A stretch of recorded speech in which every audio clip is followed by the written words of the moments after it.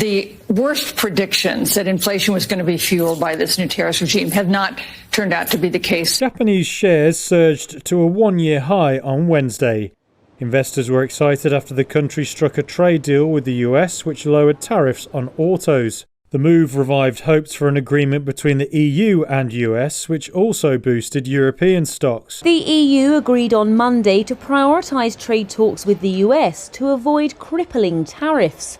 That's after President Donald Trump said he would impose 30% levies on most EU imports from August the 1st. European Trade Commissioner Maroš Šefčovič had said he'd sensed that talks with the US were approaching, quote, a good outcome for both sides. But this new tariff threat on Saturday had, quote, created a new dynamic.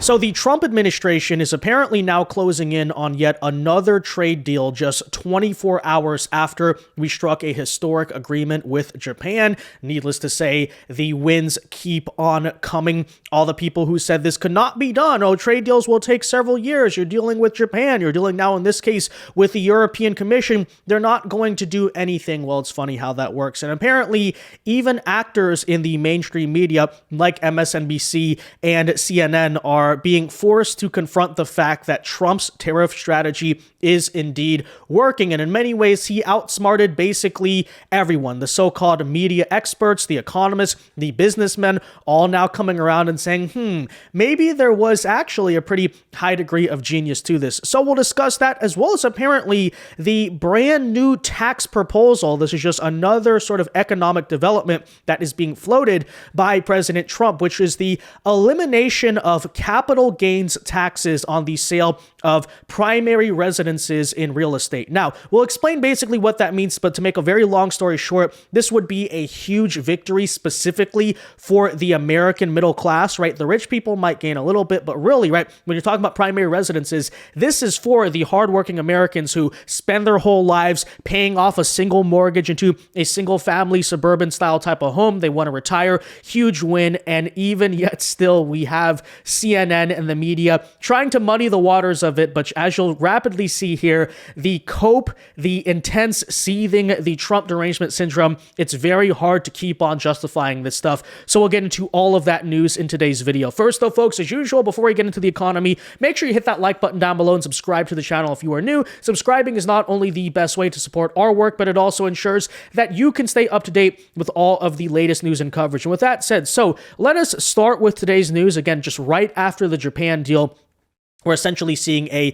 mirror image of that as the US and EU, the European Union, are now closing in on a 15% tariff deal. And the first thing I got to note is that was fast, right? Because we were told, for instance, that, hey, as everyone knows, the EU is this massive sprawling bureaucracy. It's going to take years for them to get anything done. The European Commission, they're never going to move their feet. Well, as it turns out, when you're the president of the United States and you're someone who actually is kind of on your game, you want to get stuff done, isn't it so funny how bureaucracy magically speeds up in this case? Apparently, this agreement, as I brought up, would mirror the accord with Japan and heed off Trump's threat to raise tariffs, as he's been saying, to 30%. The EU, the Europeans, are saying we do not want to deal with that. And so right before the August 1st deadline, by the time these deals have to either be made or very close to made, the EU is basically, in this case, backing down, agreeing to the proposition that, again, is basically the exact same as we did yesterday with Japan. So here are those details. The EU and US are closing in on a trade deal that would impose 15% reciprocal tariffs on European imports, very similar to the agreement struck with Japan earlier this week. And that's also, by the way, why I said that once you see the first couple of trade deals come in, you're going to see a lot more of them, right? The moment that Trump did that first deal with, I believe it was either Vietnam or Indonesia, you then saw the Philippines get on board. You then saw eventually Japan got on board because you got kind of the regional nations there. EU sort of in a similar position. Once you get that first deal done and they see, oh, other nations are doing this, okay, then that way you already have a framework to go into a brand new deal. Europe and US have a very similar relationship to US and Japan, and so that's why you're hence getting a similar trade agreement here. That's why it's so important. So Brussels could agree to the so-called reciprocal levies to avoid the US president's threat to raise them to 30% from August 1st. 3 people familiar with the situation have told the Financial Times. The Japan agreement made clear the terms of the shakedown, said one EU diplomat. Most member states are holding their noses and could take this deal. In other words, again, that's why I said, once you make one trade deal, the other ones become easier because nobody wants to be first, but everyone wants to be second, as you so often see being the case. Both sides would waive tariffs on some products, including aircraft, spirits, and medical devices. Apparently, the European Commission, which is usually slow, but in this case they were fast, amazing, which runs EU trade policy, briefed envoys from member states on Wednesday following talks with U.S. counterparts. News of the perspective has already boosted the euro, which is, okay, doing well. U.S. stocks here in America have extended their gains. Hey, newsflash, I guess it all is going to work out for both sides, frankly, in the end. But again, as I pointed out, why this was so important, right? They're saying it here themselves. Two of the people said that the deal struck between the U.S. and Japan had pushed Brussels toward a grudging acceptance. They didn't really want this, but they're like, okay, I guess we'll follow the Japanese, of a higher reciprocal tariff to avert a damaging trade war. They didn't want it, right? They didn't want to go down this path. They were scared. Frankly, they were scared, right? Is the European Union still trying for a 10% minimum baseline tariff? Well, again, the 15% is a result of this very innovative package that the Japanese came with, and President Trump being able to push them to do even more. So, has Brussels come up with anything innovative? Not yet, but again, talks are going better than they had been.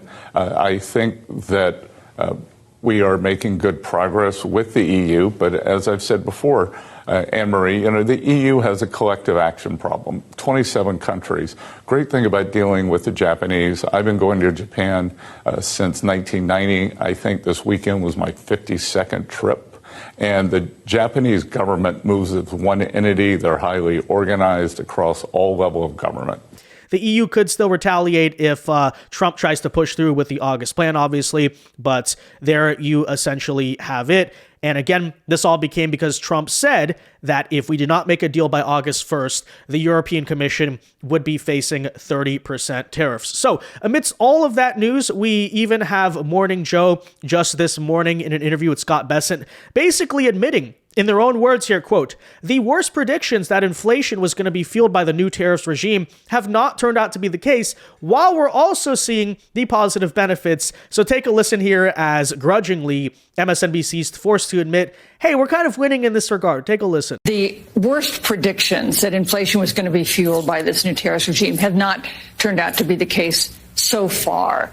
Are you confident that even as new tariffs go into place on August 1st, on August 12th, that there will not be an effect that Americans are going to see when they try to buy a car or Christmas goods or toys or dolls or anything else? Well, I think what we've seen so far is that the manufacturers have been eating it a lot, or the exporters have been taking a lot of the price or the tariff adjustment. I think we're also seeing a lot of the retailers do it. A lot of the retailers' margins got very fat during COVID, so I think some of them are absorbing it. I was with the Amazon CEO last week, and he said thus far they're not seeing any price increases. And thus far, we've seen very good inflation numbers this year. Right, and again, this can all be explained by a phenomenon I've been talking about, which is the fact that you talk about these companies who are basically selling cheap plastic stuff into America, and it's kind of very popular in U.S. markets. They're doing so at ginormous markups, right? You're talking about things that cost a couple dollars to make, and they're selling it for like 20, 30, in some cases many more than that dollars, because production in places like Asia, these cheap nations, is very cheap. So when you impose something like a 15, 20, even 30% tariff, you don't see a substantial increase in prices. Because a company's like, okay, we raise prices too much, we're not going to sell that much. Prices are already overinflated, as Scott Bessent points out, since COVID anyway, since you saw like the online shopping explosion back then. And so ultimately what's happening is these companies, whether that's the producer in another country or the businesses themselves, are basically just eating the tariff, which is to say, ultimately in the end, what is happening is that President Trump is correct. Foreign nations, or at least the foreign businesses, are the ones paying the majority of the tariff, not U.S. consumers, right? They always keep on saying that, we pay the tariff. No, if we pay the tariffs, you would be seeing 20 to 30 or even 15 to 10% increases in prices, which simply have not been happening. Why? Because the consumer in this case is not paying the tariff. That's not a universal rule, but it's due to the current sort of nature of the US economy and the fact that these companies are already making bank already, and they can afford, whether, again, that's the distributor or the supplier, to basically sit there and eat the tariff. Now, with that said, I also want you to sit here and listen to this, or watch, I guess I should say, this CNN host, as she is similarly forced to confront that truth that Donald Trump's tariff policy does indeed seem to be working, and the reality is not going over so well with mainstream media, to say the least. Check it out. Thank you so much for having me. I think Republicans should respond to it based on the facts. And if you look at the facts of what's happening here and what happened earlier on, there was a lot of consternation, a lot of noise being created around tariffs because it's something that our presidents of the United States haven't had as far as their economic agenda. Donald Trump has, and all of the gloom and doom that was predicted as far as the tariffs are concerned, they have not been realized. So I think that you've seen what the markets are saying. You know, you have the great numbers that you just were talking about here. Until people actually feel the impact of whatever this gloom and doom scenario is, that's when it'll probably hurt Donald Trump. But at this point, Donald Trump's tariff policy seems to be working. And I think it's very difficult for Democrats to actually give him credit for that. Talk about what the facts are, and the facts are it's working. The pain hasn't been, you said the pain hasn't been realized yet. And the timing of when that's really going to start hitting consumers could be a real problem depending on what it is and how close you get to a midterm election. So here we go again with the usual cope. The tariff inflation hasn't happened yet, but it's coming. It's coming. Well, they first of all told us we were going to see it in the summer, the product of Liberation Day. They actually said June. It was going to start in June after we said April inflation, fine, May inflation, fine. Wait for the June inflation report. Relatively tame. So what are they saying now? But the summer's halfway over. It's almost August, okay? Are you going to push it to the fall? Oh, trust me, in the wintertime, you're going to see it. At what point does this just basically become a nonstop, like, fear-mongering, essentially feedback loop of bull crap, right? It's like, oh, you haven't seen it yet, but trust me, you will. 20 years from now, we're going to finally see the impact of Donald Trump's 2025 Liberation Day. Let's be real at this point. It is not being noticed. And the general trends, first of all, you're already seeing trade deals being reached, okay, with many of our major trading partners, and now the EU coming into that is just another example. So from what country supposedly is this inflation going to come from? I don't know, maybe I guess Canada? Perhaps. We've been doing Canada tariffs for several months now. We're still waiting on it, right? Where is the evidence that this is happening? Okay. The worst predictions were already supposed to have come true by now. But as I told you, on Liberation Day, wait a couple months to see where we are. And honestly, they're just utterly coping about all of it. Now, transitioning to more cope, I want to talk about another, I guess, similar, but not so similar, but related here, economic development. Because apparently this week, Donald Trump is now floating the idea of eliminating capital gains tax on the sale of primary residence homes, right? So essentially, you know, if you have secondary investment properties like super rich people do, millionaires do, you don't get any benefit from that. But in terms of your primary residence, right, for instance, that's why I said, when you think about the normal, like, suburban middle-class family, you buy a home at, like, 30, 35 years old, you raise some kids, you work your whole life to pay off that mortgage, and then, obviously, when people retire, the kids are out of the house, sometimes they like to sell the house, basically downsize it, and then take the extra gains to have a nice retirement, right? This is a massive benefit in that regard, because now you no longer have to pay that capital gains tax. But at the same time, it's not just about the benefit for, people who work their whole life and want to retire. On the flip side, another thing that CNN notes but tries to insanely cope and make excuses about is the fact that this actually would incentivize people to be more driven to sell their home, because now without capital gains tax, you can make more profit, obviously take more home selling your house. And when you consider people in my generation and even millennials who right now are struggling to get home ownership, right? There's sort of a shortage actually of housing in a lot of places, high prices, high interest rates. This is similarly something that could create more supply and help a lot of the housing crisis that we're dealing with, because you're going to see more sellers now on the market. So take a listen here as CNN actually explains that, but then tries to make some ridiculous excuses because, again, this is a massive victory, not even necessarily for the wealthy, because we're talking about primary residences, but for the middle class. But as usual, they just want to make nonstop excuses. And as well, I want to react to this live and break it down because their justification here doesn't even really make any sense. So check it out. I'll explain it. Vanessa, who stands to benefit from this? Well, Pamela, homeowners certainly will benefit, but at a cost. But I just want to remind our viewers exactly what a capital gains tax is when it relates to the housing market. So this is a tax on the profit that you make from your home sale. There is a portion that can be excluded from this tax, about $250,000 for singles and about $500,000 for couples. The longer you hold on to your home, the tax actually falls. However, you have homeowners who are sitting tight because they don't want to get stuck with this capital gains tax because obviously the longer you hold on to your home appreciates. However, homeowners will stand to benefit with a caveat, and I'll explain it right now. Inventory will likely increase if this capital gains tax goes away because people will be more willing to sell their home. At the same time, you'll have increased demand as more inventory comes onto the market. And then, of course, there will be an increase in sales because of all this. But at the same time, this will likely raise home prices because of that increase in demand. So while homeowners will basically be able to have more of a selection in the home buying market, they will likely have to pay higher prices. But okay, not to get too into the nitty-gritty of economics, but does this person hear herself out loud? She just said, okay, the prices are going to go up because of increased demand. Well, there's already a lot of demand, but okay, fine. Seemingly missing the part where just right before that, she said it's going to increase inventory, which guess what? Will increase the supply. Okay? That's actually what's majorly increasing here. Not necessarily the demand, because plenty of people are trying to buy a house right now anyway. They already have a crisis, okay? It's increasing the supply. What happens when you increase supply? Price goes down because there's more of it.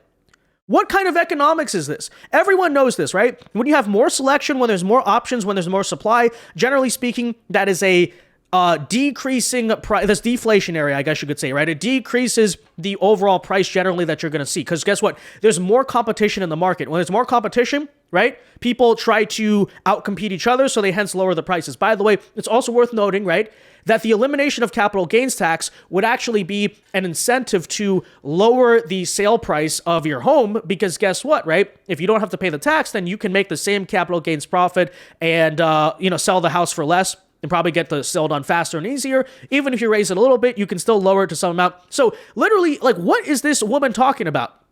Read that again, right? You're seeing increase in inventory, increase in demand. Okay, maybe hypothetically, but you're increasing both supply and demand. How does that result in higher home prices if there's more homes being listed on the market? That makes absolutely no sense, right? What is she? Now, if you maybe forecast, okay, if interest rates come down in the future, then you could see that maybe possibility. But still, right, you might get a higher sale price, but you're paying lower interest. So, those things can kind of balance out. But again, like, what on earth are we talking about here? No, obviously, getting rid of capital gains tax, which, by the way, I think the numbers there are vastly outdated. Like, you might say $500,000 for a married couple, that's a lot. But as you see how prices have changed and fluctuated in the past even couple decades, you bought a house in 2000 for $300,000-$400,000. That thing now in a lot of areas is probably close to $1 million, right? And so it's like, obviously those numbers probably are kind of dated here to begin with. But no, that just makes absolutely no sense. In every single way, this would be something that increases supply and hence likely increases or decreases, I should say, the prices. So that cope is ridiculous. Again, no idea what we're talking about here. Everyone knows that more competition drives down prices, not drives them up. But I don't know where these economics supposedly are coming from, but okay, take a listen to the rest. But this certainly is a big move in the housing market if this were to happen. It's almost like the equivalent of mortgage rates falling. But there's a lot that happens in this process for homeowners that, yes, they may win on the side of this capital gains tax going away, but they'll probably have to make up for that, Pamela, with higher home prices eventually. Again, that she never explained how that works because it doesn't actually make any sense. Okay, I'm just baffled by the fact that they actually aired this on TV, right? Eliminating a tax, kind of a form of regulation, whatever, you keep more profit, that's going to result in raising home prices. How and where? That, again, makes no sense. And if more people are selling their home, then the market is, guess what? More competitive. There's less scarcity. Less scarcity means lower prices.